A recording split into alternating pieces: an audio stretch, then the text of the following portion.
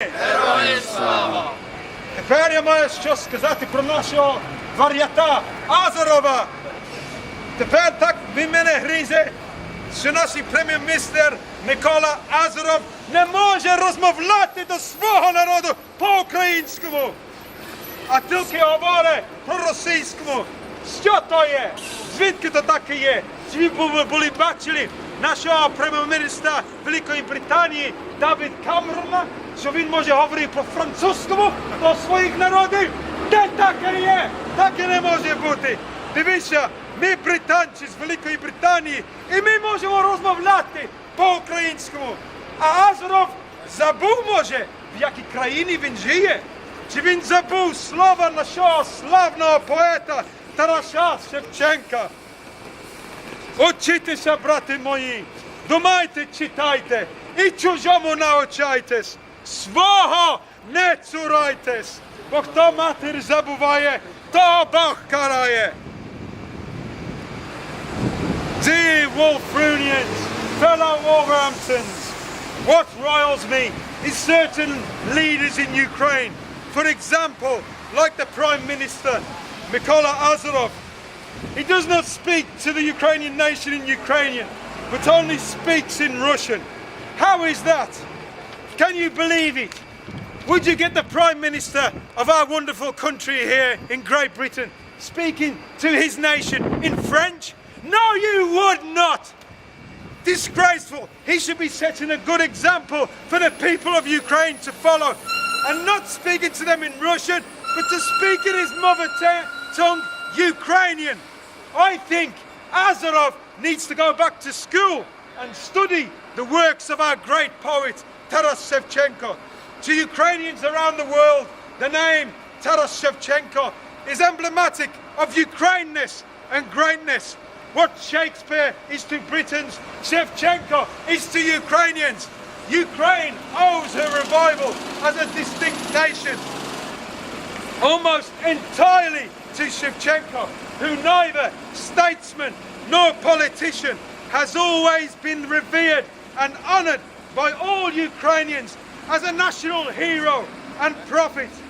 Let me read you an excerpt from one of Shevchenko's works titled "To the dead, the living, and to the unborn, compatriots of mine of Ukraine, and not in Ukraine, my fraternal.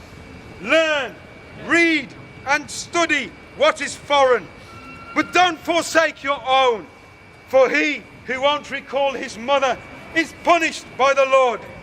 In the poem, the mother relates to the mother language. So, Mr. Azarov, Prime Minister, I speak to you directly. Take a leaf out of Taras Shevchenko's book and speak in Ukraine, the mother tongue of Ukraine, which is, oh yes, Ukrainian, you fool! Тепер я відчитаю вірш, заповідь. Як умру, то поховайте мене на могилі, серед степу широкого, на Вкраїні милі, щоб лани широкополі, і Дніпро, і кручі. Було видно, було чути, як реве ревучий, як понесе з України у синеє море кров ворожу. От тоді я і лани, і гори, все покину і полину до самого Бога молитися. А до того я не знаю Бога. Поховайте та вставайте, кайдани порвите і вражою злою кров'ю волю окропите. І мене в сім'ї великі, в сім'ї вольні нові, не забудьте пом'янути незлим тихим словом. Shevchenko's reverential and powerfully emotional attitude toward the Ukrainian land and the river Dnipro is embodied in what is perhaps his most famous poem, commonly referred to as the Testament, which was written in 1845 during a dire illness.